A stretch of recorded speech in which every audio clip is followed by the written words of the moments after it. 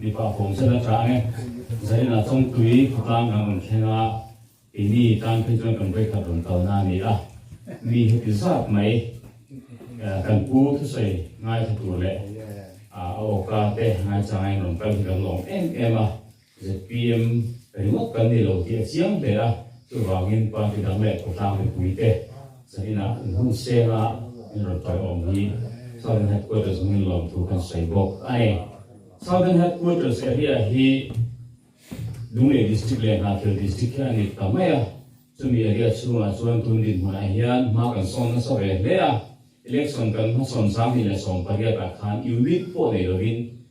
in vote chapin steering committee kan in pot chop nok noka chu po nei kim mong lovin election kan ma sona tu ta chuan Dungle district MLA ni zo lo mai la tam taka pahi na kan ni le from ani vote in thona Dungle isa represent som sai chung hek ken kan thing lo khani aที่ขบคารินทันทีพูดอาโกคารินประเทศหอยนะฮะเลยมีคุยดูสถานการณ์ตรงเบะอย่างส่วนพูดนักละ register party กันนี่หัว unit party นี่ส่วน unit ดินเราที่นี่เรามากันหันละประสาทสระมีอะไรห้องunit ประคับมาดีเราตั้งทางตัวกลุ่มที่ขัดสูงยัน Southern Headquarters เรียยัน unit จ่ายสมลีเลยปัจจุบันดินเฟลตัวที่ส่วน group ฮี group ปารุกันนี่ตัวblock hi block som le pariat adin thena o athan kan din tim vek to a active thakina function me kai yang chuan nen tak ne thar kan ne chole a tu tu an lo point kan puin na sina kai lak an khan mi zanga zaru alom lu le to ani a yang chuan ma son na sa tak Southern Headquarters mo ko yang kan ne ni ti kha kan soi kan report ni sela ti chuan MLF sor kha tan kir awang lai tak mai khan VC kan hanin thanga party lang tang kin na chance kha chen em ani chu ti chun po chuan Dungle khu pu ya remote po khuan VC an la he no la zo huaya te zo tang a te sadem a te rem tu na te team member kan tin na mun tam taka kan nei boka chu tiang chuan ha so na tam tak kan nei chho mek zela tun din ma hian Dungle Municipal Council thang kan ma son le meka he hi chu kan lak nge ringin kan hak le a kan sor khalam pang hian aro thar kan ti to ma zo ka tiang chuan ma son na sa tak Dungle Southern Headquarters lo mang le nan koi mo chen thatte po mok ma se ke chun hun kala ri lo me nga kha Southern Headquarters support tang pui kan soi thei chu ni mai te se to lo ne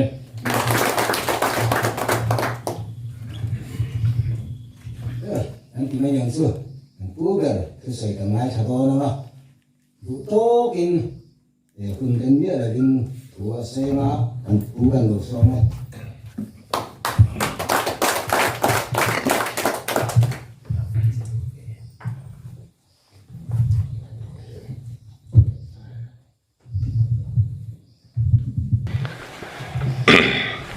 Pu chairman le trong tuổi sau mi puite ai khwa hi Mizoram khwa a hian ka tlok khau ber te singa min ya zanin hi voini ka local na chau alani a ti chuan kan unit po kan la fasha le a amaro chu mi heti zatin min lo troi om kan long le a chi bai kan bu chawani he to trom kan jin chua kan program nu ber kan lo thleng ta a chu bang chuan zanin chu to ber zan ani boka local le hun tur a hriat box si lova kan lo rei deuh hlek ani point tlo tlan tum turin kan in som du ani nakuma kan lo thang le don ta chu wangin he in than tura hian party frang din mun te po han thlir kwal masak athain karinga Congress party atangin han thlir ta ila India rama zalen na sol chhuak tu ni in rei takro an rela maro chu an hun aloliam ve ta a tunaya India rama state panian in thanga pakhat chu Punjab ania Congress sarkar Congress party Indiaram State Pathuma Rorel na an la chel ve dora chung singa pakhat chu Punjab pheni a chuta chuan pai thlakin an lo om le ta a tuna hian Rajasthan le Chhattisgarh chia sarkar na an chel me ka chu pa chu alan dan chuan in thlan om le hun hi chu an tlale don ni in alang chiang ta viawa ten India rama state lian ber UP an in thlang boka kukwal lian kop maya lian ber ani India rama chuan Lok Sabha MP ringot po somsari pariat an neya MLA Zalile Pathum an ni Kukho Congress kulpui thin ania Prime Minister te pokha UP atanga thlantin an ni deuh tlang pui thina P Indira Gandhi nung kasui lai pokhan abial UPME kan tlo zing viau thin ani chuta chuan mani khana in thanga seat Zalile Pathuma Congress in seat ni chia an la a independent po an zat talwani ten an try to lok pui hian an la chua san me kren boka India ramahian Congress hi a tho chuak lengem ti chu tu man kan soi thei lowanga tu nai vaya ero hi chuan an tan mun amri lo tero chu soi ngam ani a Mizoram kan en le chuan sang ni som pariat kan in thlang kha Congress sarkar lai in thlang kan ni a khati lai khan bial somlia bial somthum pali an la ani bial rukchia Congress MLA ni lo kan ne ya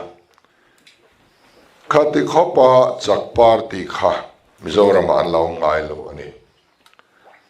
Chudiang khopa an chak lai an wang lai berle sumle pai nga berle thunai neng kim chel tu le khot dina member nga ber assessment rang thanga po member langa ber an ni line kanin thanga sit nga chia an chang thei ta sit som ni pakwa an hlawani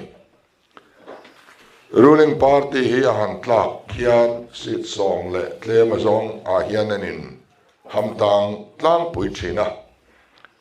khati khopa an chak wang la ya sit nga chak mai nei theya han ta kha zoram mi pui hian ka lo kham viau ani ti kha a chianga an tlak na sanga a so po ani so na viau ni in alanga MP in Khan Anwar Khan anom le a Congress Party nen Khan candidate kan in Germany independent candidate te kan vote rona Congress candidate kan va vote pui po ni loba anin min vote pui po ni loba candidate in Trom kan ne a so po so MP seat pakhatatan te mai khani a khami atana Congress va tho pui kha thil suala kan ngai lem lova ti chuan thatakin kan thok tlang maya amaro su MP a Congress kan han tho pui ringot khan mere walo tina em maya ZPM min be seidan khaloni hau lo maya mitam taken min chua chala min support tu tam tak riruna in anom pha MP a common candidate in Trom ri ngotte su ti taka lak run thap tu rapo kan lo ngai lo lain mi pui lama chuanin an lo an thik thu lo che em maya ZPM laga hian zoram mi pui thik thu hi a chebi ema min be sei na hi sang bi ka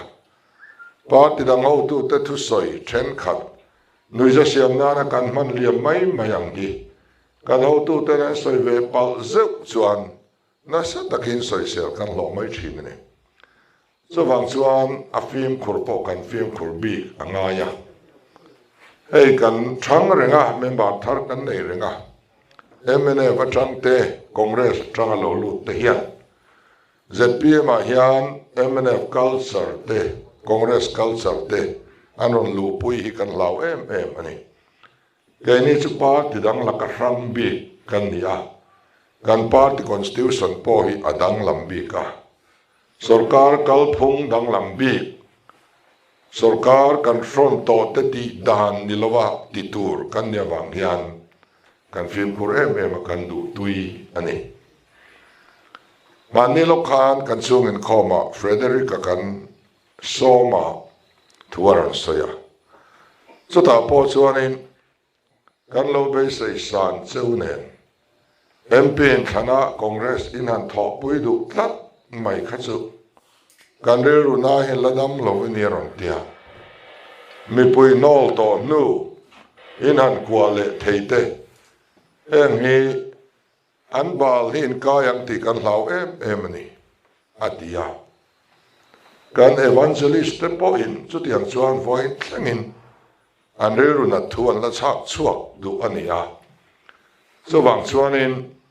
kan film khurangai le maya kan tia zep na kemo voina hian MLA dinglai te minister dinglai te po ZPM triketa din chak khiang ma zata nomani maseng kan welcome lem lo achan chu khang ho bok kha ZPM a hian anom le chuan andang lambik don lo ngai tho tho min ti kan laba kan mel hem tur hi kan ngai to hian khalam pang kha kan ri ro hian alut theilowa signal minon pek te po kan chang le play theilo ani tiang chu kanom dan ani a ti chuan sang ne som pariat in thana ruling lai party chu pathumna an tla thata a chuminua by election kabial chuasan west wana te an oma tuirial biala ten oma Aizawl Municipal Corporation in than te kan han nia ta hian ruling line na chu pakhatna anita zela ZPM in kan dot zela Congress ero chu among pha aum ta zela ni serchibial by election a lek phei khachuan anda kham an san ta hial maya sang ni so pariat in than khan chief minister ding line in kanin khinga awan nei zoka katranga chuminu loka by election ka han nei le a an lo tla chenne le to mai re lo te chung khan anda kham an san ta hial ani serchi bial te sukan fethewa Mizorama Congress bial rang katsak chief minister bial hun ani suta po anda kham an san to chuan zaina hian Congress bial him ko tur hi kan feto lo ani en hi in soichiat na thil ani lova thil ni na dik tak ania kan Congress unau te ngai po hian an din mun dik tak ki pom ngam se kan du le ani ti chuan voina khale chen lo ruai tu puholan an chol san ta boka puhola hi a chol du huna po a chol lok thei lo na chu ai o tur an muzo lo ani an party chuan tu po an ruwa sela an pom ve mai anga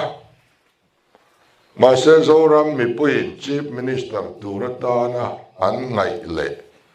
chief minister ni tlak an mu puhola thak tu tori congress an om silova so wagin tu na hian puhola an chol tak na hianin nasatakin amalo in a trip tam tak hi an phur talo em bok ani tiang chu tu na congress din mung hi aloni chauta a maro chu congress party hi zoram mi pui laka le pathian laka hian vuitur an omin ka felova zoram mi pui khale chen sarkar na kan pe a an vuitur anilova pathian laka po an vuitur ani in ka felo ข้าเลเช่นกันรำโรเรลตุระปะเทียนินมินเปกปาร์ตี้อันนี้ตีกันปมอันนี้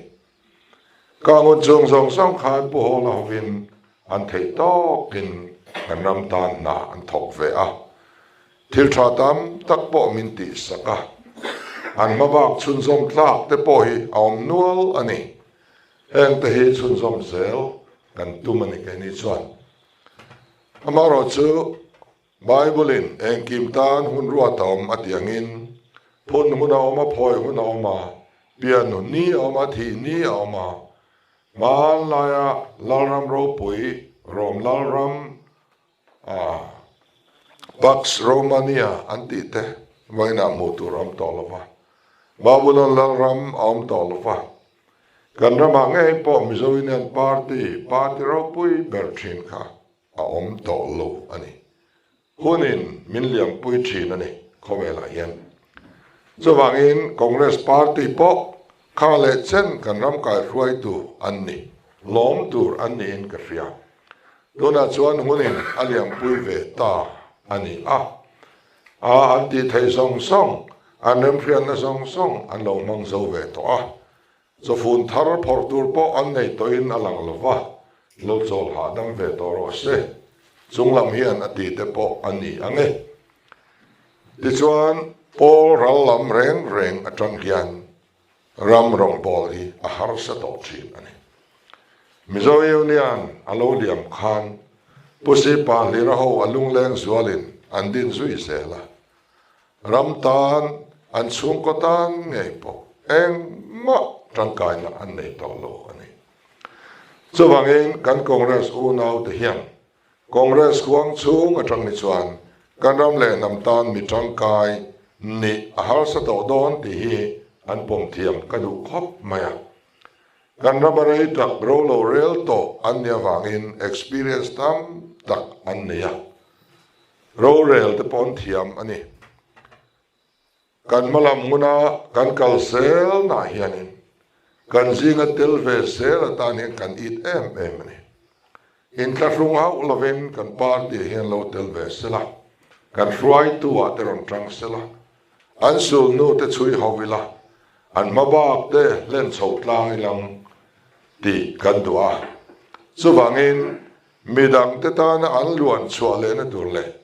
มีดังเตตานะมาสอมนะอันนี้เทนะมุนจุคอนเกรสควงชูงะอันนี้ต่อลว่า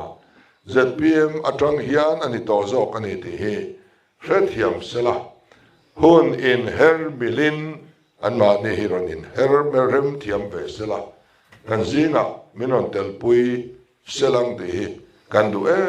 มาใจนาเฮียนกันสอมอันนี้จุดที่อันนี้เนี่ยมันเอฟเตปอ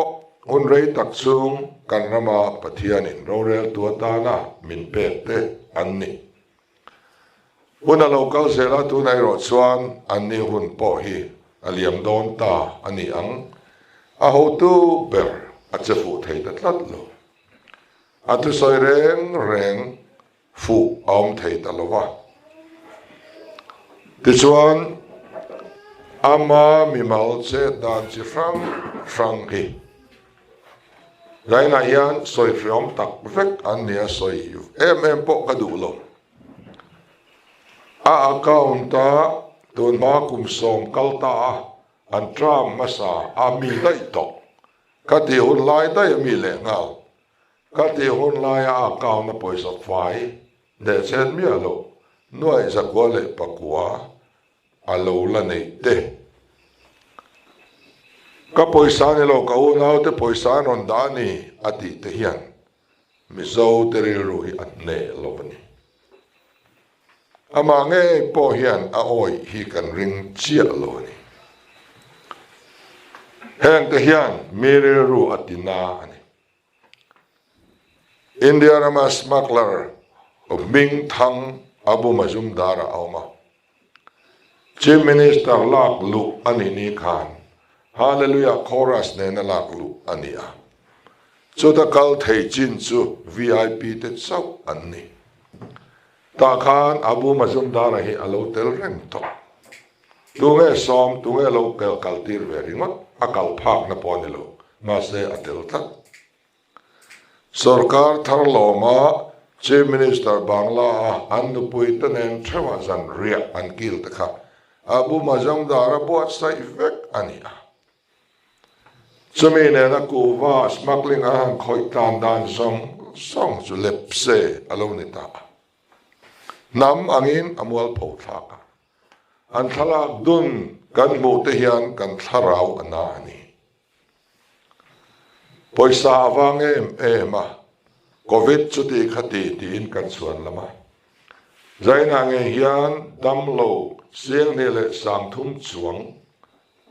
bil batsak anomeka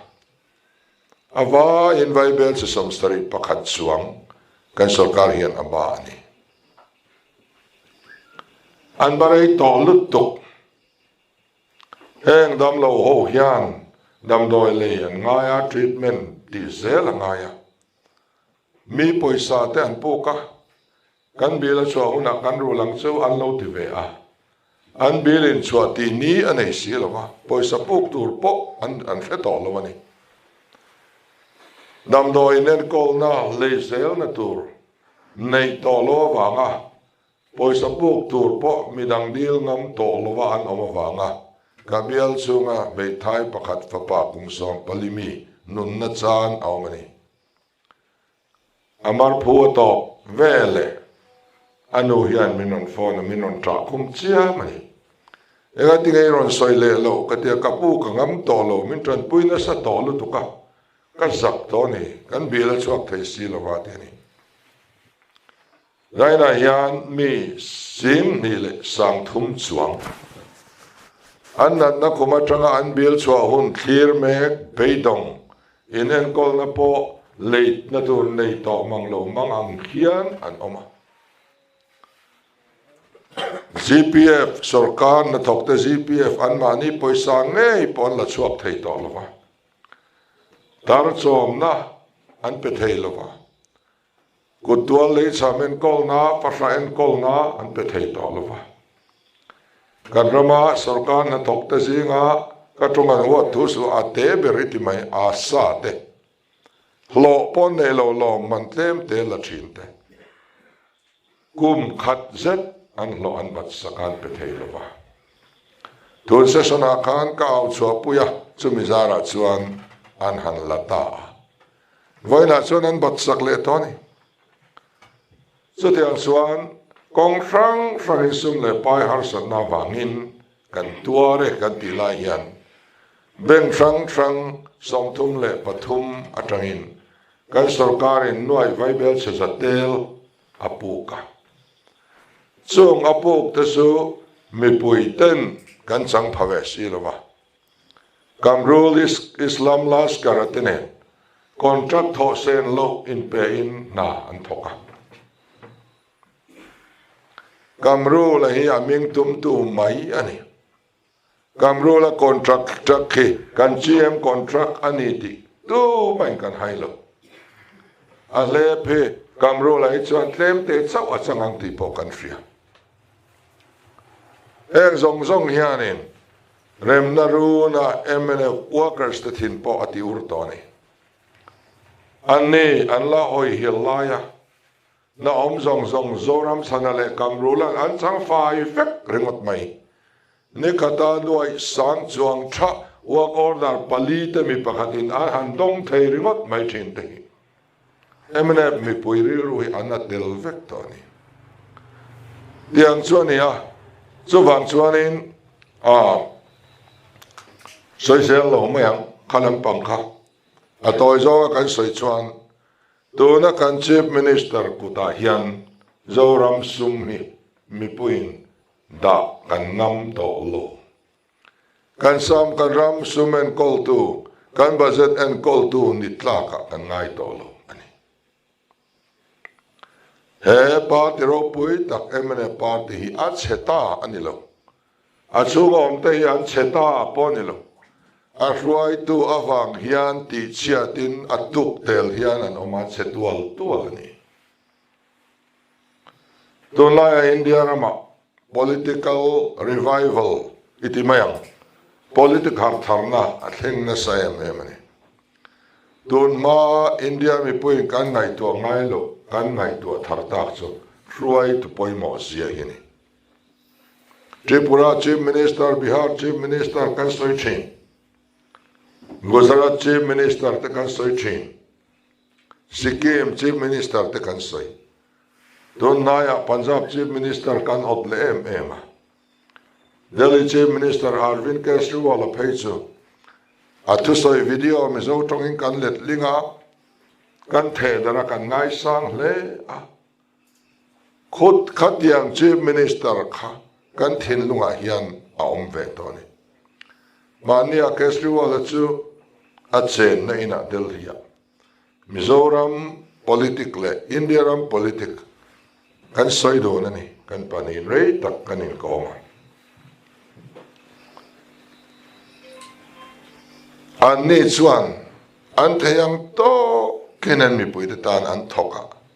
ei ruk na lakan film bok ani chutiang chu India ra mi pui hian kan ot tatlat mai ni chutiang ruai tu alo om theya sarkar bol lo le rei ta mai diklo taka local to nu tu mai nan siam that theilo tu ra kan lo ngai to rei lo te chu ga an siam tha jung jung mai kan an mu hian chu tiang chu kan rin ro hian a oma chu politic har thang na tharau chuan min mana Mizoram a po hian chu tharau chu a oma abekin thalai le nu ho aman na em ani vaina hian khovel mun dang Mizoram po na thalai te hi project PM unify de ufek ani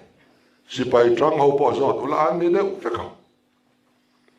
trăng thar singa thalai singa ZPM ni fashion ang dewa an la to ni to ni ZPM ni lo hi za tha ka akal lek to ni chuan enge an du kan ti chuan ruai tu tha ani Kejriwal MLA singa matric pass lo som ni chuang an om ruai tu tha chuan in an thavek ruai tu tha ngang po ni se alu bera than lo chuan tu man tha thei to lo ei rong na po alu bera thanga in than to chuan in atop thangin aluang chuak the lui hi anar film chuan among po film anar anu chuan among po anu avek ani voina hian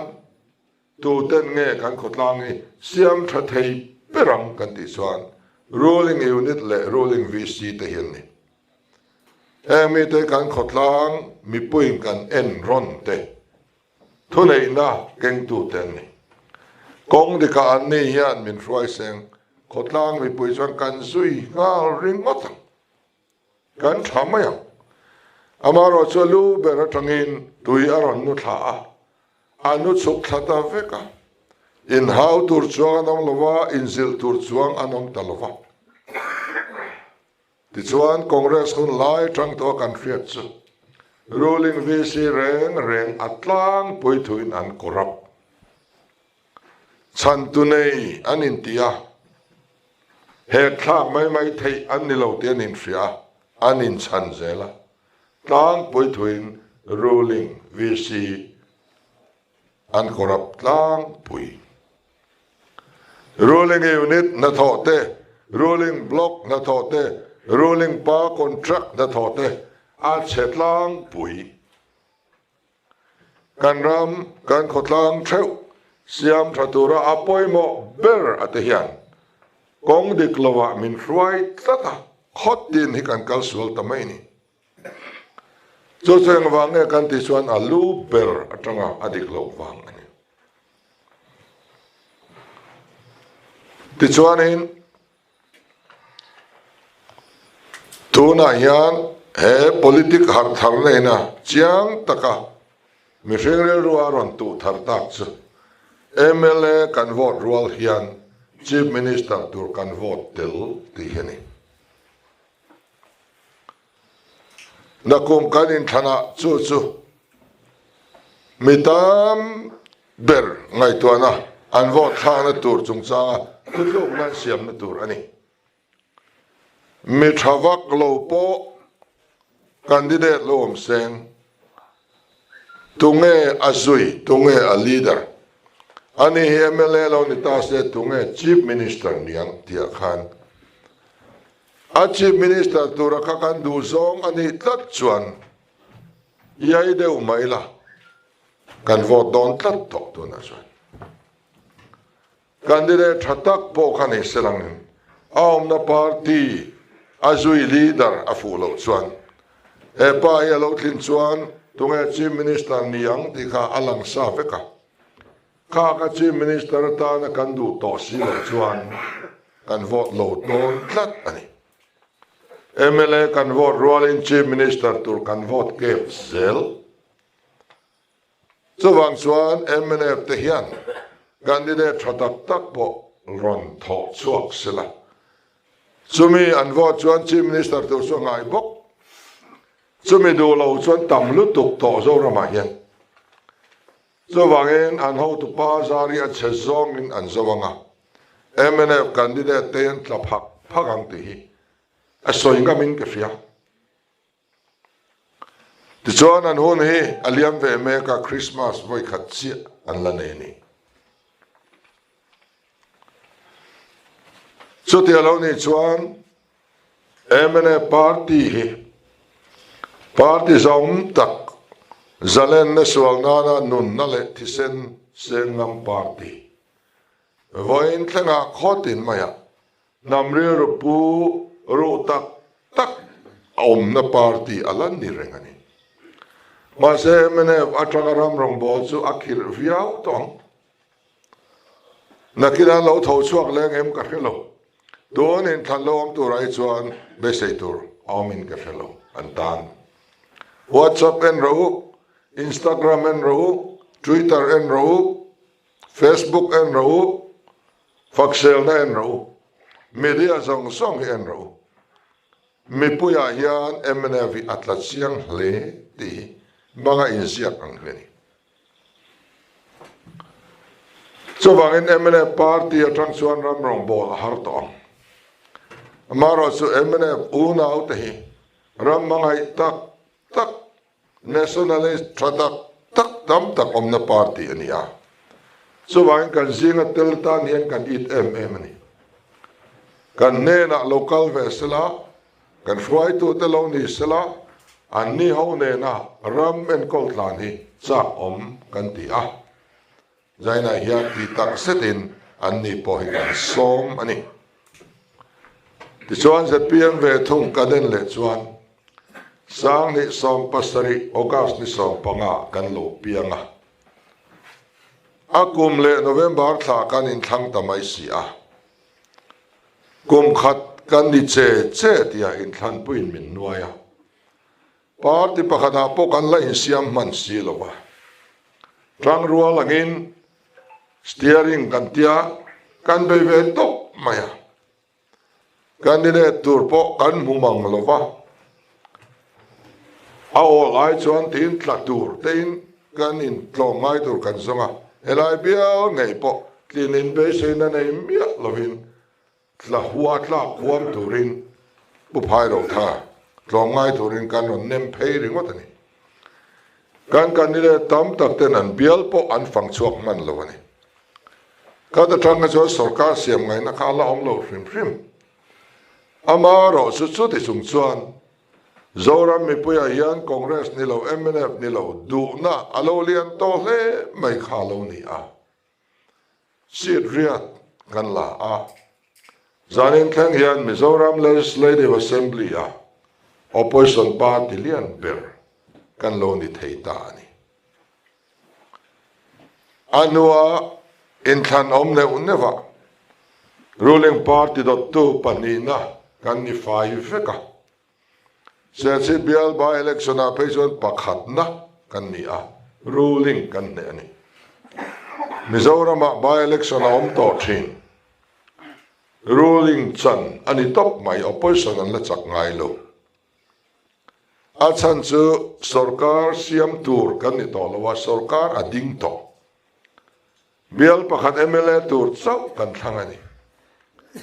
bial chu mi puite khan ruling bial ni an lo du tlat to thina opposition party te po khan an candidate vote ai chuan ruling pui mai hi an lo ching maya party atang chuak po ni chuang lo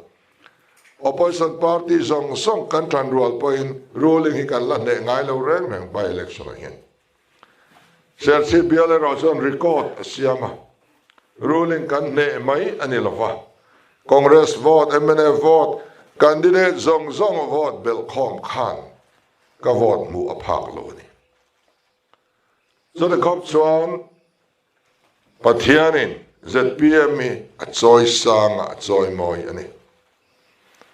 voina chuan zorama political party thang duang ber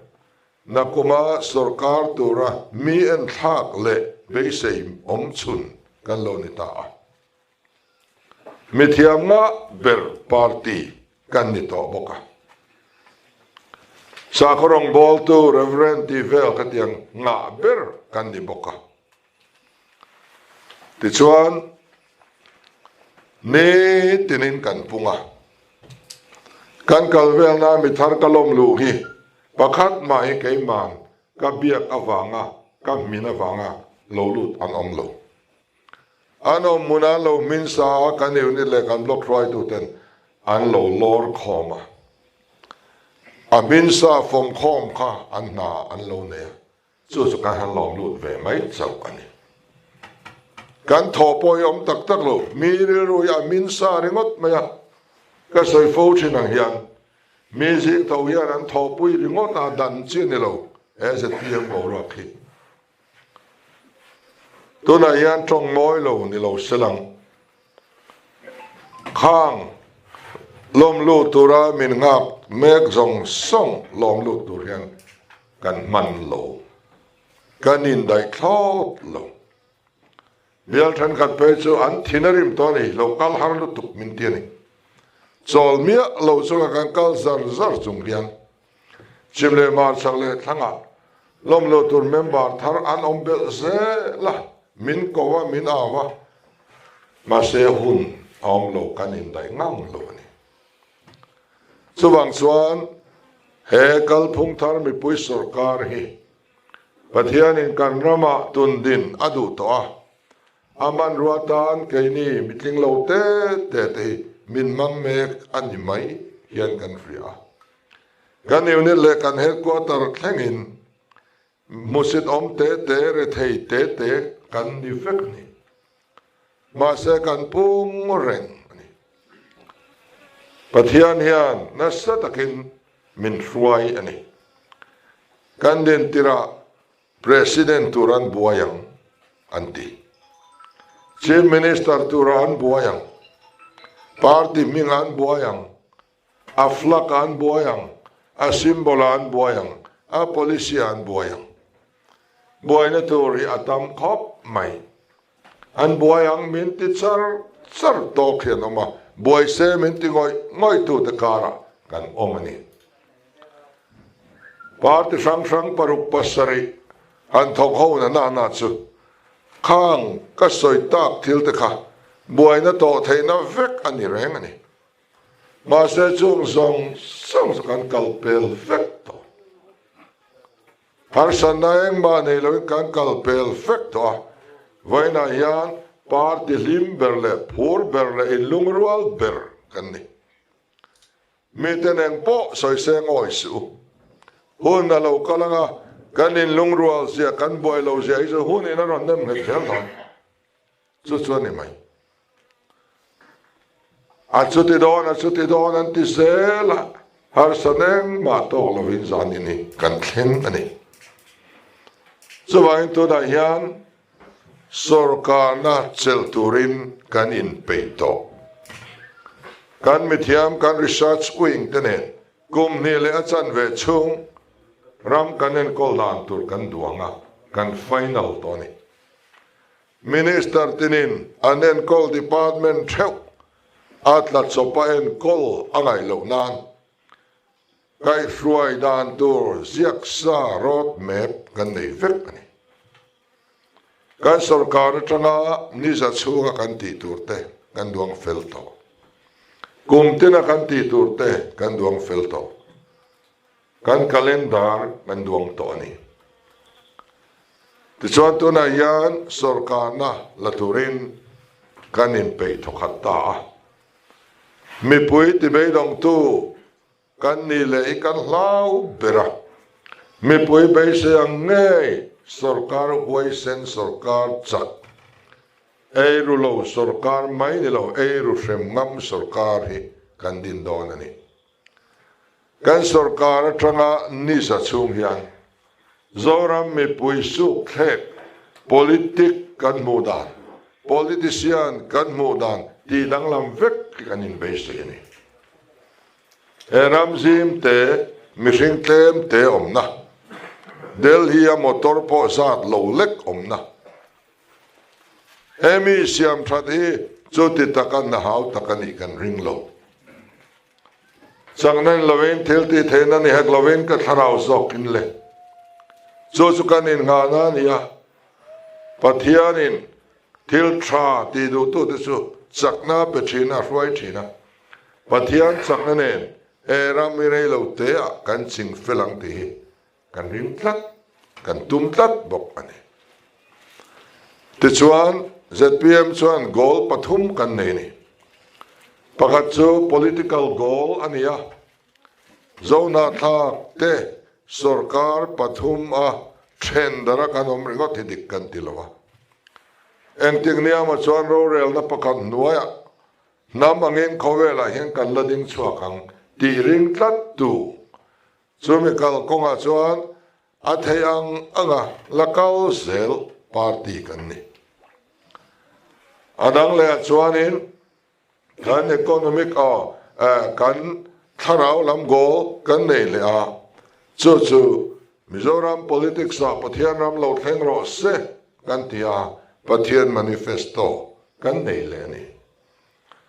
adang le chuan sarkar kal phung thar mi pui sarkar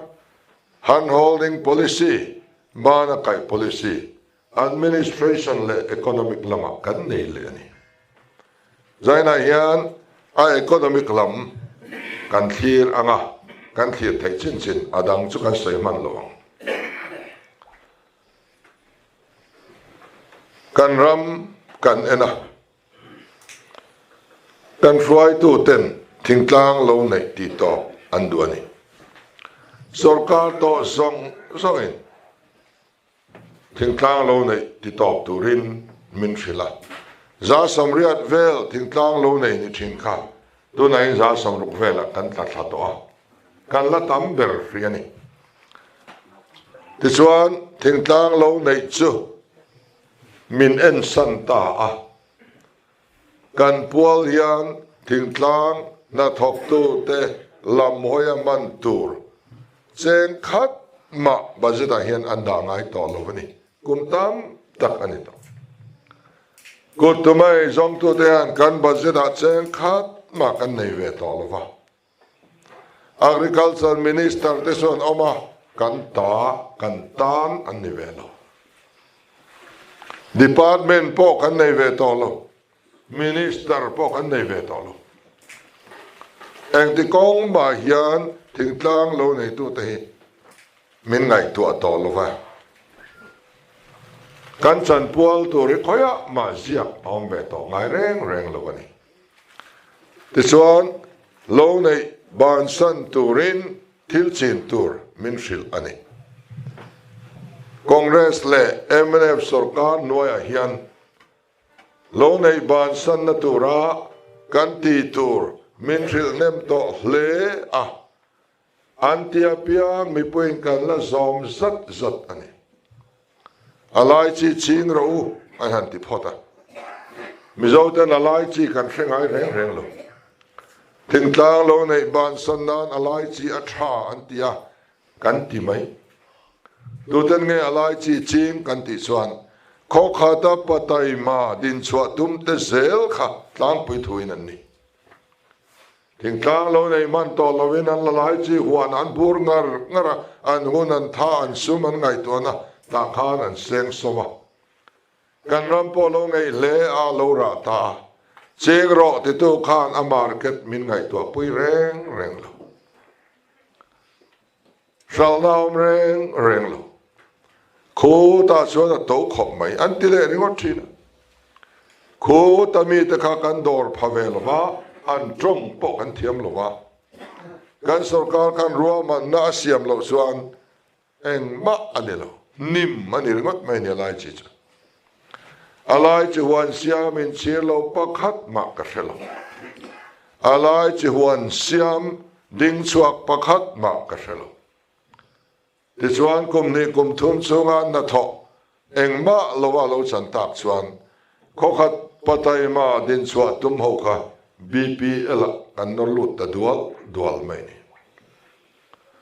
chutiang chen MNF sarkari so thing lon singa min pe a so thing min chin tira eng ma market min ngai to pui le lo kan ti troi dur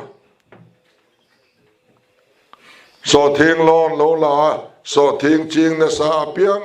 thing tlang lo nei lo piang kha a che swal lia na ten ni a BP la bok an lut le pang bal ching tu te BP la luta sap thai ching tu te la khui thai ching tu te aloe vera ching tu te zathofa ching tu te vaina hian MLM un lai bo kamin chin ti red oil palm te buk van ne a factory anda a chevela khan min chin tir se tok mai rampum puya adu duan chin tirani kalna pia ga red oil himbu turau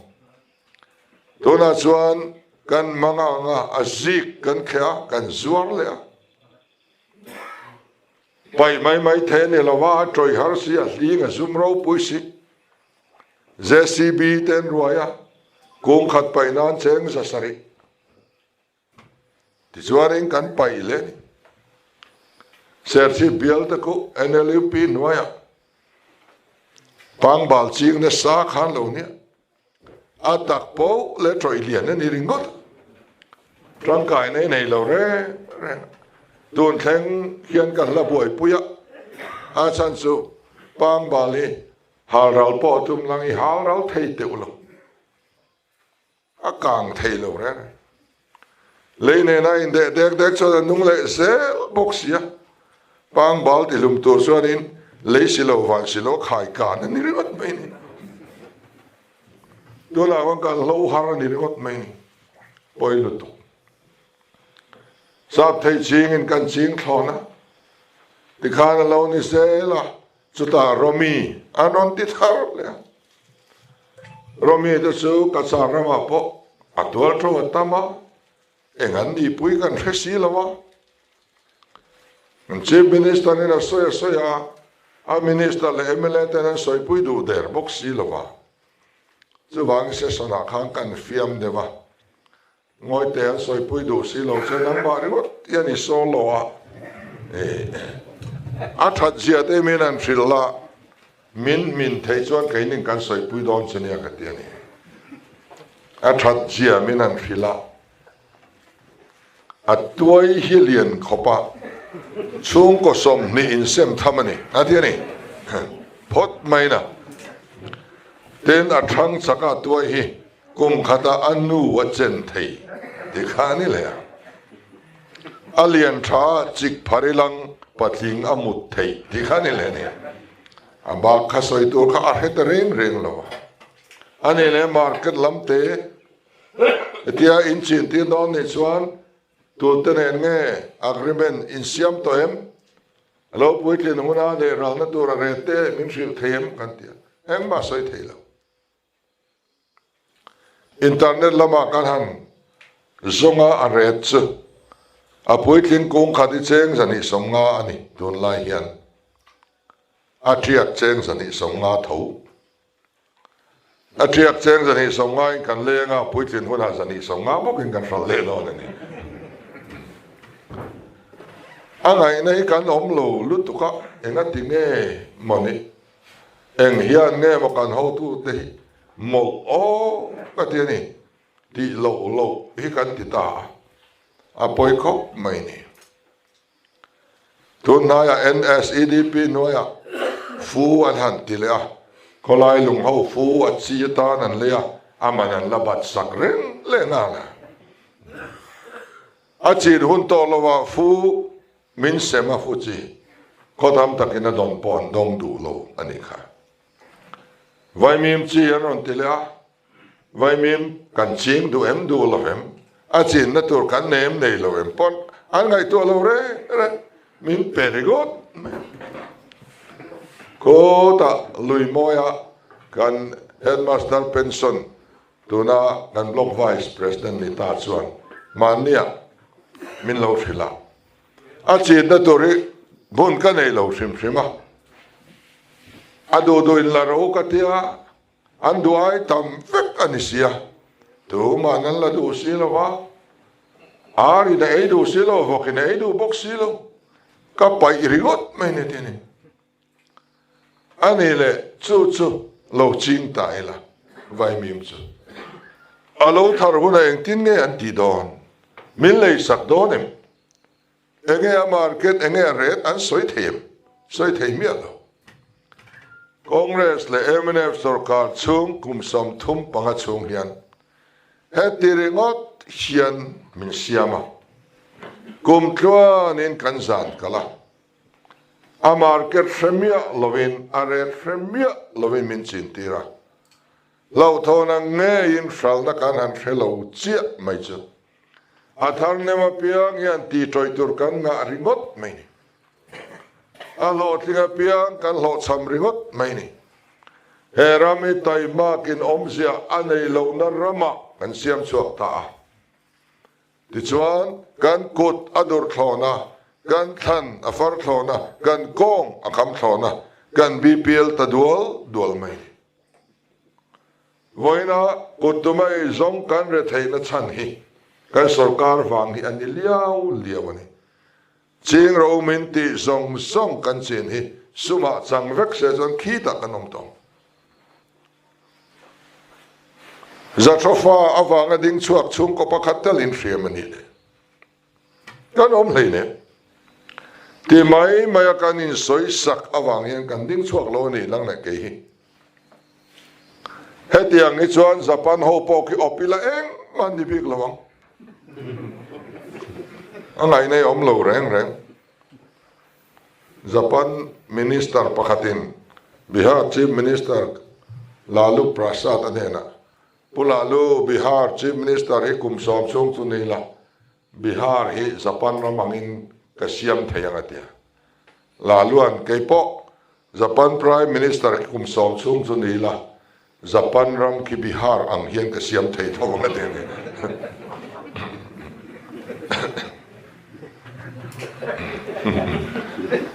khativel kha anita din chuangai na om lova ti chuanin kan lo re thei tual ta ramin ma son zela ma son na khan min thlo khum tat ta mai ni development in min thlo khum ta ni governor ho hian ro relin om ta ila president rule noya development so ngai na kal thawang zoi na kal thawang mana English medium om lo na khan alo om ta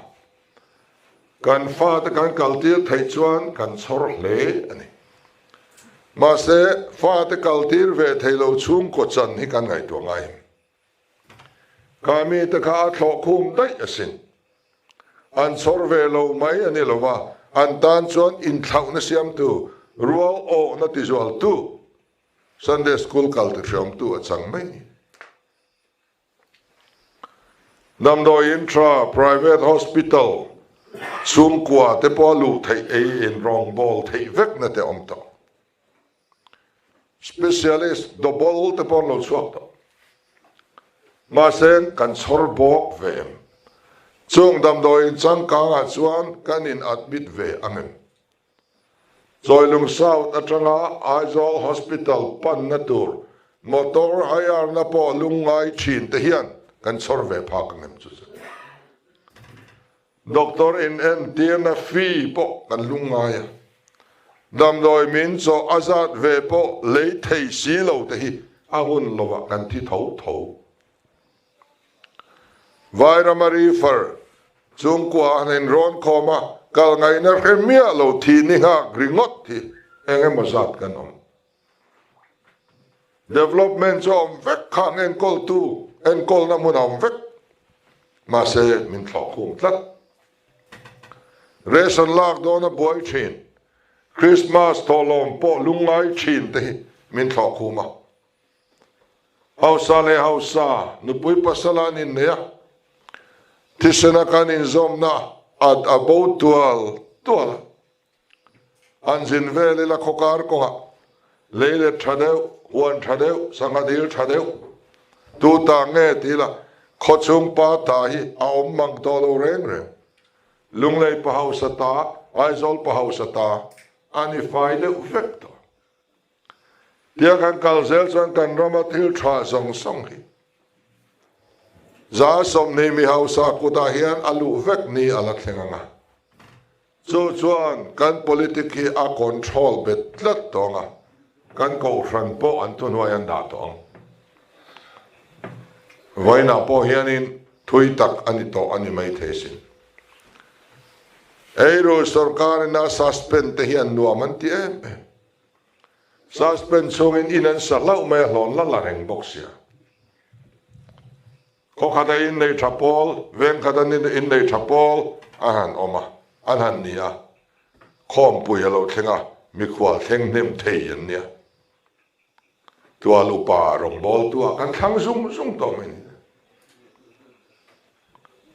ka kan ni tran tlat ko ran hong te poi ti chuanin mi hausa le re thei in kar hi alata tuala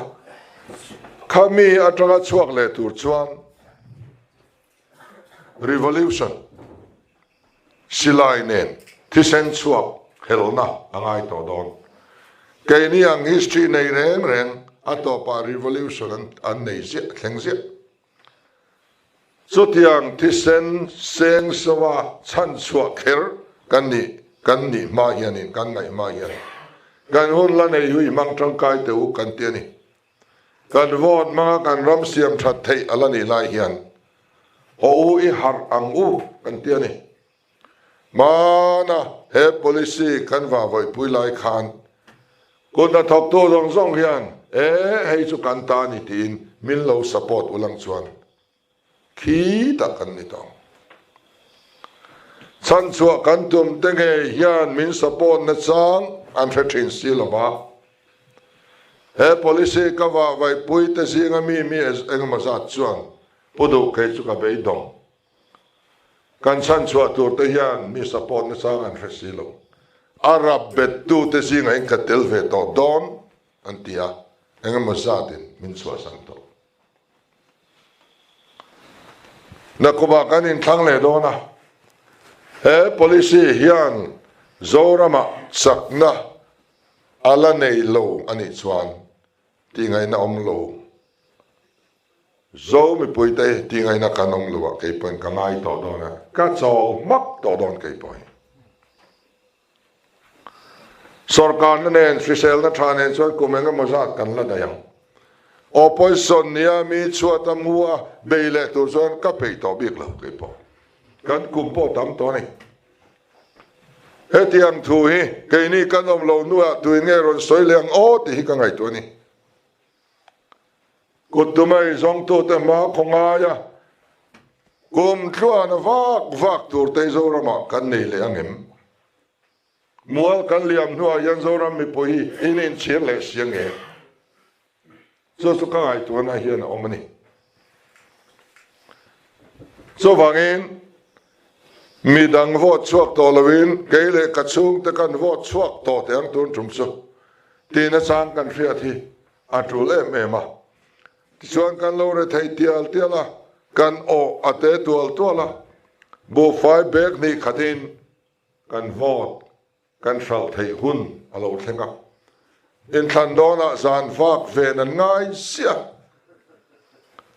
khoya tenge zan vak ve ngan tlai vak thin kan ti chuan veng chang khang le nei nung deuh venga tlai var ngai reng lo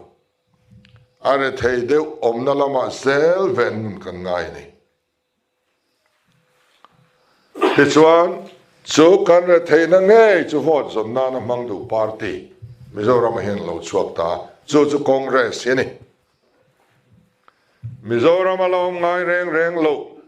same policy ti chuak tu chú Congress hian ni sang ka zakwa somria le pakwa NLUP noya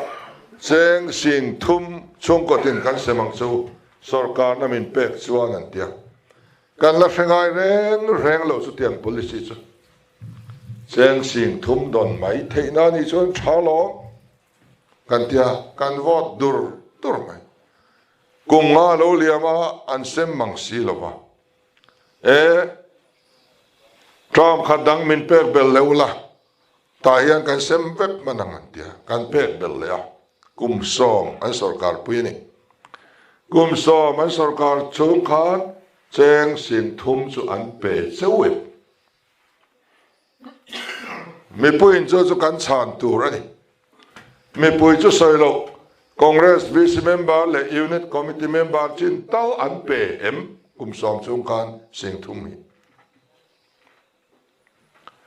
ti chuan anua kan in thlang lea MNF sem policy hi athalo ke ni chuan ti ve lawang ti ta ka nekin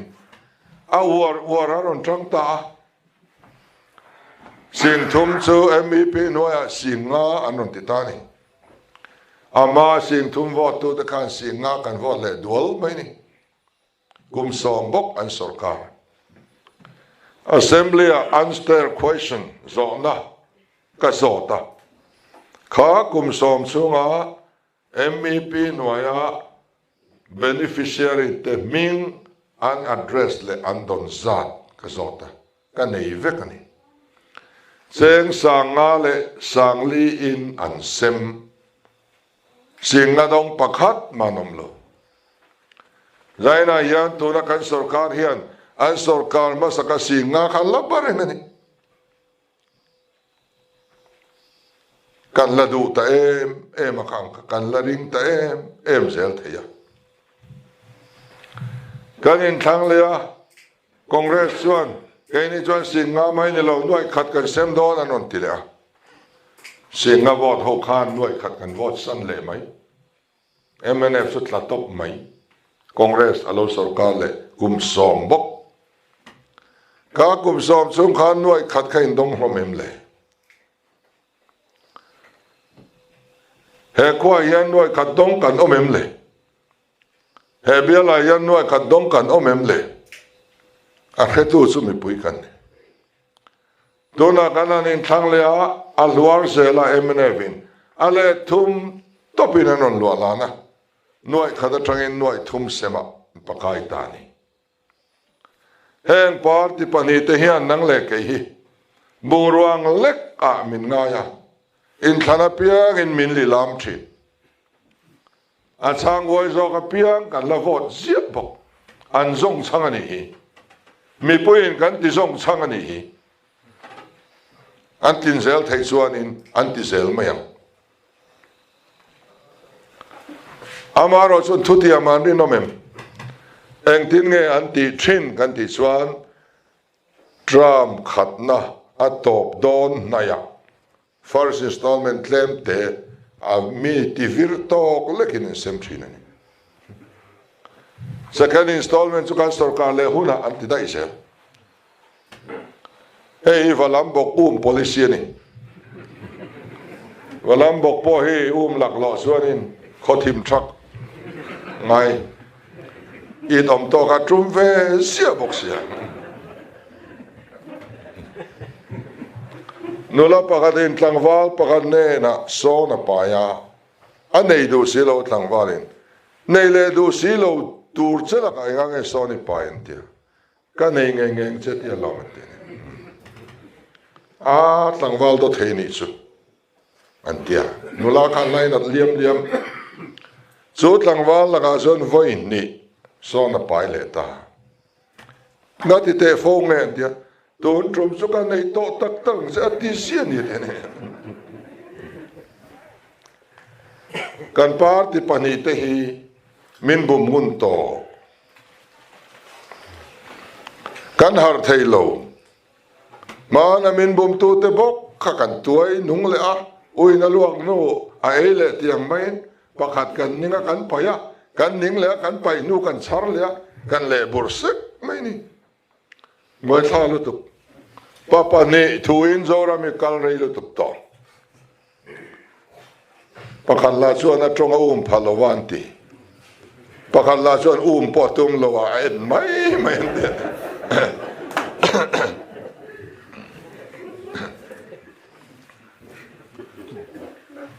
tuna yan noi thum chu singa alo tlatlata noi thum semi antum tak lo poisa poina dai lo a riat reng pakla hisap poina thei lo ni kan budget kal phung khatan chuan in oi chi ni lo rim rima antum lo chu infin fia do ni chuan in bial to mla inak zok zen ola zok til zok dil ta kapu hei SEDP dong tur lisa katel vea poisa ka mamo to sia noi khat mi lo puk ti lok la ka don ve noi thumin ka rulang cha zok ti teu an du lo tur sia mai cha noi khana noi thum lo te that te reng nen mo an ma ni ngai po hen zuk oi hau lo fa su tiang chu kan din mun hi anita soi moi thiam te reng nen tro singa ti te su a soi hi soi ngai lo re noi thum pon ti ring lo noi thum ai tlem lo noi thum chuang te ni kha noi thum ai tlem lo noi thum chuang chung kwa zong zongin sarkar na thok poi NLUP dong to poi la dong lo poi in dong ve kang te ni don vek dur ni choi min on pek mai on ate in chuang ai le ta adil na form te sem le thu in dong ve kang min tia soi chau zela IAS te pon bang duang te ni that melani o in lo tho chunga nei chok atan thatin sangli kan pe bok chunga sarkar na thok te nau MR na thok angvel in ni dona in office chu in lo kha ni don bok sia mosia om tura anu hlon pe ang kha in ni dona ni te ni vot mai kha chu ol ve tak thur chu ni reng na ama nge neng tinge soi khan e khai puram itu soi chu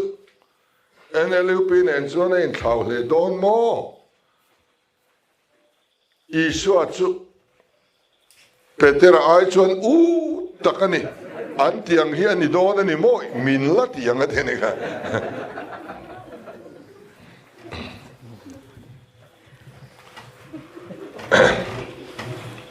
so wangin min bum tungai hi in bum non tir to lo hi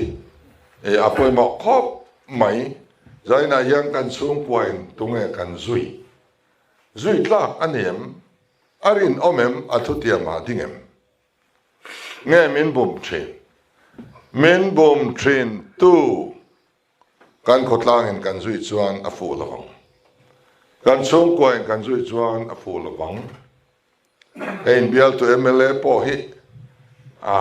puti dan hi la lo ala lak lo ve to tia ma pui hi alo nga le maya hay bial kan fa khotin ma lo tiam na sa khop maya mani ai thur kan kal de ka ama department nge athun wa om sub center chu po chu an lo la nei lo wa health worker pon la nei lo wa BP enna apeni amang thiam bar kanom silo wai me kan kol tiran tiani ta chen luna tu kena kanon suaka annam noina kian x-ray call oma congress hun line da dai to khani x-ray call chu room ran ane angaya unless samia lo room tur potun them khian chuben har sanna anan fil chuan aen call to technician kan mamo kan x-ray call hi tihan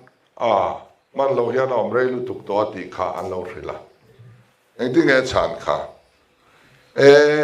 heng te chu a har lo lu tuk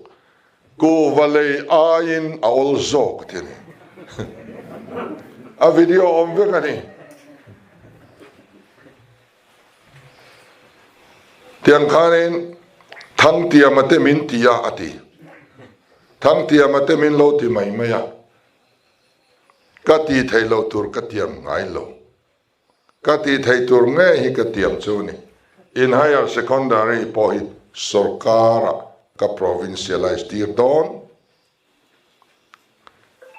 ka tiam chu ni lova a hilin ka hil chu ni hi atiani voin thlengin eng malani lo so wang chuanin mi hi atira kanin chian lo ani poin kanin bel chian ngun hi chu om ve tur ani ta hian kan zoi tur hi kan thlang fel tur ani ti kan hriat angai ola ke ni chuan heng sim policy hi kalyam to sen kan ti sim policy bible kal ani bible zirtirna kal ani thokrim turin taima turin bible in min zirtira kovela kwai tu te song yang an khole tu te chu taima turin thokrim turin an zirtir vek ani ke ni chu an pol fani maya ege modon thei ni lo chuan don thei lo chen thuna pe chuan party sarkar kha lo na khopa labor om tur point ruling ni ngai chen thuna chuan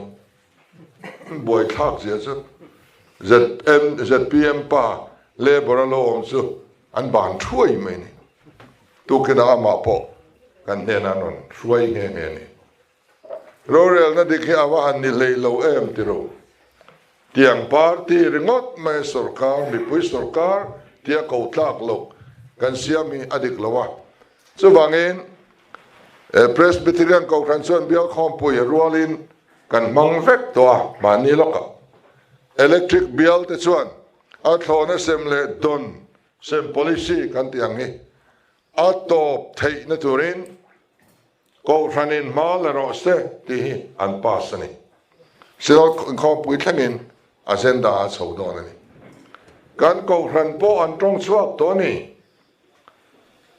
chiar chua tur po biak ina chiar chua theu tur po mana min thon vek to ni kan chiar chuak to hlomani so wangin sem lam hian ni lo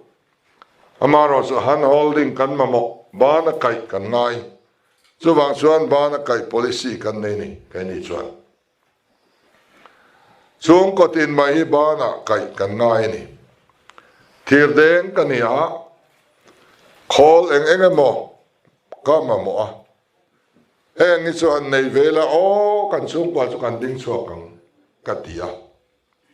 nei lang kan ding chuak don ani thiam na ka nei ka ti thei ma se ale na ka nei tlat lo chuan om zia ka nei lo ka ti thei reng ka ti thei tlat lo bul tran na kan ma mo ani chu kan wa lui ta ka ngai lo chu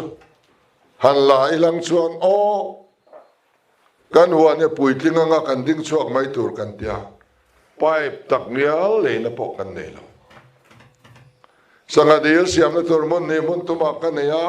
kan tia JCB te han roi na tur sum kan nei lo bultran na kan nei lo a kan ti theile ta lo ka leile thi a heng la ya i chon tui han la theila tui kong han sial theilang chuan o bia le nga ma za chiam bel tur lao machine male kan tia kan chak na in adai lo tiang khan sum don na konga ani mo a ke ma ni chung ko trevin trade kan than zela khan kan duang min ti tir thailo tu chu abul tran na kan nei lo hiani so tak chu han holding policy in atum choni ta bul tran na nei lo te ne na bul tran na pe sim nilovin in za theu po anilo kan mamo ain za don lo kan pola lo lut lai dong veang ti lami arimia don to lo ZPM sarkar chuan kan tre than theu endik tu ten an endikang lo thing chi trade kan thanga nia kha chung ko ka pui tlak an ni bok chuan an ma mo za bultran nei kan pe mai don ani so tiang zering kan thalai te po entrepreneurship lama skill development lama ti tura tam lu tuk to ti turi an hem em to ni kan fa te hian Gujarat an ti dan Sikkim an ti dan foreign an ti dan an hevek to ma seng bultran na nei lo nu le patan bultran na pek tur kan nei bok si lo industry te nau po han din don se ram te chu nei bok ma seng akal kong lai ringot po an ni tan chuan thil hu puromani electric po lu ringot po tui lak lu ringot po building sak khol le na a thok tu te hlok thatin pek ngai khang kha mi mal tan chuan an thiam na in thin ringot ma seng a theilo kha ta ka kan thalai te han holding policy manga kan dom chuan a tur lai chu alo ni le ta ani ti chuan kha ringot khan adai seng don lova project lian ani ka chuan nuai som nga nuai sa te po loan an ma mo don ani tuna hian loan lak don re chuan guarantor angai vek ani sarkar na thok an ngai ta ni guarantor tan kan sarkar na thok te hi tu te motan guarantor an lo ni te 5 vek to kan thalai te an loan han la don silang a ping vek ti ngai na mi la guarantor turan nei lo kan sarkar hian guarantor a rondin sak don tang sela congress sarkar khan guarantor a din khap na dan bill an lo pass to boxia a ping 5 vek mai ni khamini bill an on pullu ni khan katilai kan siam pu holan en po khan kan in bau na viawani tin ka thin hiarim tak tak tlat khamini khan achan chu vai company te raman pe a kumsam ko pakwa tan an pe a mizo industrialist reng arei bera kumsam thum panga ba an pe du mi ala enga tinge vai ndu sak zau vai company ten loan vai bel se za tel te an pu kurenga guarantor an transak zer ani kal sarkari nam dang ta na guarantor a chang du si anti senzom puite ta na khap be tlat kha ani hian ka the thelo re renga chu wangin he hin pas lui ani point pathian zara he hausa hian thunei tu kan ni hun te pho ala theng ve anga chu ta chuan kan pai leang ka tia record ala chuang ve kani kan sarkar huna he dan thalo siam thathi kan nama sajinga kan nei don ani ti chuan kan thalai ten project in on siamang kan lo enang lo thling chi aniem market om don em ti song song nang mani ka pui tlak in niem kang jong jong kan enang eng party nge in ni lampang chu asoi po kan soi ri mi ala mi pui sarkar ni don awangin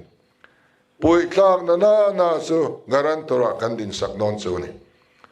ti chuan endo zat lon chuin la to sarkar ber guarantor atan to chuan beng zong yan lon pek cheu chu an phur zek to do ni kum nga chung in thalai ti tlak chu mani ke ding theya siam pek man hi kan tumani chung kwa rual el po kum nga chunga mani ke ding thei vek tura siam kan tum chu thiang kan kut na tho ra te ret fesa kan tho ngai kan ti in than ma sa khan mun phia kan lei don ke zia seng sa kan tia to lutuk an lei tak lovang min ti le tlata voina vai nan la a ke zia za som thuma kai dai to so theng ke zia som nga kan tia revise sangai don em ka helawa kan mi thiam te ku ta om ret chu kan on puang le don ni item dang enge kan on ti bel don ka helo marcha te kan ti bel thei don em ka helo marcha te su in ching na sem e main rampo angai ti kan riani ti chuan so thing atang khan ka ate khin na lo ngai tai la thai dang po huak vek ti ka hrei la ke zia songa kan tiom zia hiang ni cheng songa ayan niamin Mizorama so thieng rau phal ani to lawang tina ni mai ai niam athiang to lo sarkarin somnga chunglama lei don om lo chuan sarkarin somnga kan lei don ti na tlukani chu ti chuan somnga emo ai sang emo ral na tur kan thria lo ni nia khan kan sarkarin rol don ani somnga chunglama lei du anom chuan sarkar ai nam noi buai angai mi lo vai ho hian min bum thina atira to tewin tlang dong sang sang tlem an leya anin thurwal fekan ni su mi tlem te an nia so thi ga sum dong te su kan an so ta treu maya re da tha kan tia kong sira kan tiang ur maya aret a om lo an tile ta ni an nam na kan per lo chuan ron sura nga troi mai don sia ri na ngoi thlom te hun kan pele a min veng tu kan nei mia lo ani kan sarkarin min en liam mai ni min chan lo chumi churem changa line vai ho in du to kin min rap rual ta ni so tiang suat hen to lo na tur ni ke je somngai sarkar re ta ni aram ri na ni he ya pel tur ni lo adiam zong in ti khani ta so wangin thai thar te chu aman san kumaoma anyam kumaoma niam thla asan thla oma khalai karalen kanya wang khan eng tik kumpo ni ro sek anyam bera somnga kan thal rim na tur kha chiang sa security ne ya kumti ratanga security ne na market chiang sa na kan tho thei ka kan du mai ni kan tua rei to ti chuan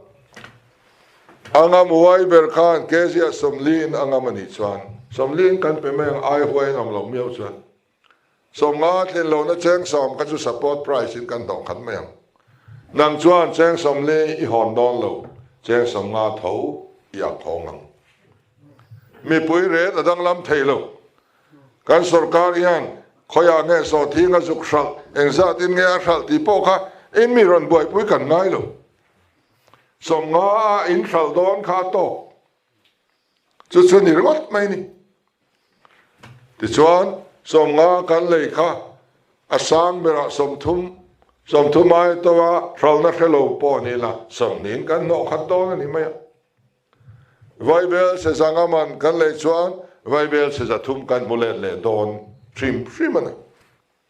NLUP SEDP cheng khat ma le thi om lo re so wangin ZPM policy te su sarkar tan po at hazok trim ta lo kir le auma til da kan mang le sel don ni kha sum kha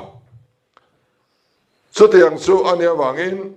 khoya nge an zuk thal ta tu tengen biak ti po kha mi puilam kan ngai vin ngai lo atu po khan lo le sela are chu somnga ani trim do a semral to ringot po vai bel se zatel an da thei chuan engange support price a khan kan da lo ang le bi ka le ada dan than pom lo NLUP an da dan te SEDP an da dan te ai nang vek an da nang khan kan da ve mai do na dia ek chidan ni mai kan ti thin khani ada dan ran am lo eng tin nge in dang kan in ti kher da dan ran am lo ti chuan crop insurance tenen po kanon chet angai atira kan di thut thei lo ni point marcha te po kan insure angai che thei vek kan ni ten kan rama thai namdangin a market an ti chiat thei hi kan veng turani tomato po ve angai annong tualte tomato annong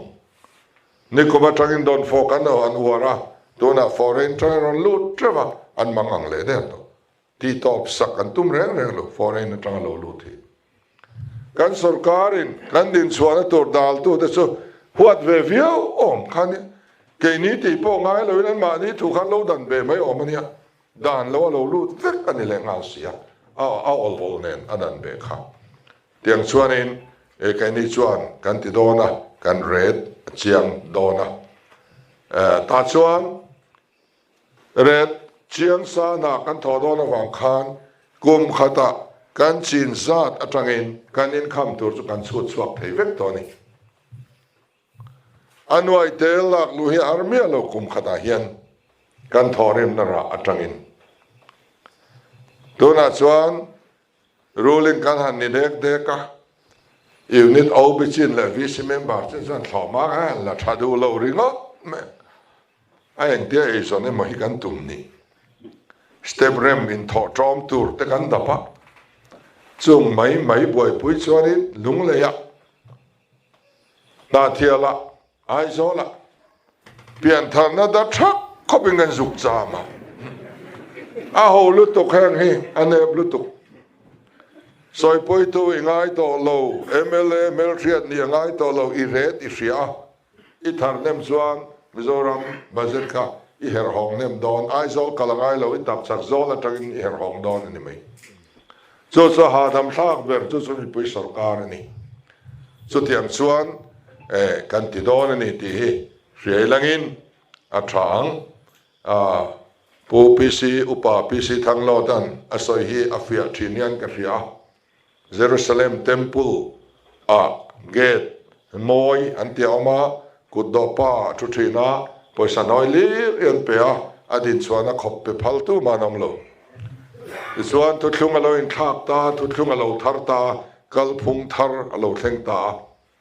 kal phung thar zirte tu petera le zohanate a hain khom ve ta so kudo chuan alo ena anni poso sarkar ma selang poisa noi bak min pelawang ati deu tlatani alo than nan tholu to ka kalphung lui ka bible in eng ting e soi poisa noi itin alo melati khamale ma se petera neng ting e ti kai ni chuan tang ka le rang ka chak kan nei lo kan nei chun kan peang che Nazareth Isua mingin kein kal toro atia apuan thu ala ke in akala hong dai mai ni patlinga pumpa poisa no itin ta khan athumia tolong ti chu kan ring thei maya aeng tang nge va ti zui ro chu bible soi tolo kan khelo wa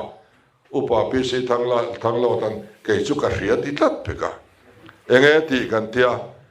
tho so thing mun wa turin ariak lut ngal te ne na thok to ta kan ding chuak ve to dong kan so ma pakhat te pung ve to dong kan fa te English medium te kan da ve thei to don kan in te kan thorim rang nge kan sa thang so hun chuani kan thlir ni so wangin khatiang kha alo thlen thein na turin kan sa fa hian kan thot lan a thla eng chong tui khuate mitai ma kun na thok mi in la ni a ram in nei thabok sia ZPM a sarkar muna chuan along na tel na sakhwa indi ngai ka ringani alok pui khwa indi ngai ka ringani chu wangin party te hi isoi wak lawang ton trom chu kamar chahuan kamar chamun kan vot chuak te ang ka huan kan vot chuak te ang ka so theng mun kan vot chuak te ang kan pui fanau te kan vot chuak te ang ti na chang hi hriela atok mai kum tam tak chung kan lo zui to te hian engma min ti sak tak lo mana congress paru em mai congress atui vak to si lo hi lo lu ve to mai ro ate an ho tu ten thil min ti saka chu ti mai ka phatsan thei lo ate enge an ti sak ser te ma na pu vai vengan pon thui khol min pe tin khan lo dal ve sar mai kan han ta na chan te ate lu tu ka chu wangin ho ilung ro lang u kutuba e zong in lung ro chuan in kwa hian wo za som ko sa tlem bira kan muturani ringon mai na kan tron ro turani ton tromin thana ai zo la kan sakle so thik ching ve lo tura kan sak viawa a ching tur lama kan chele hle sia บวยข้าก็ไม่ขอปุยปุยมินตุยปุยต่อลายทิ้งตังจอกกันเชียนนานิทัดค่ะมวยปมวยเราเห็นกันฟิอาสุบังชวนทรงตุยขวาเตเราเห็นไงตัวเราอิทอกขวังอิติตางอินเตลเราเห็นมากันนี่เรามานี่เองมา politician เห็นลุนนักกันนี่เรามีปุยกันงะขานกันเราปุยทิลกันติเทนี่ไม่สุบังชวนอินสวายจันปุยนะ support นะฮิกันมามองง่อยทอกเอาตุรินกันซ้อมเจ้านี่หล่อไหม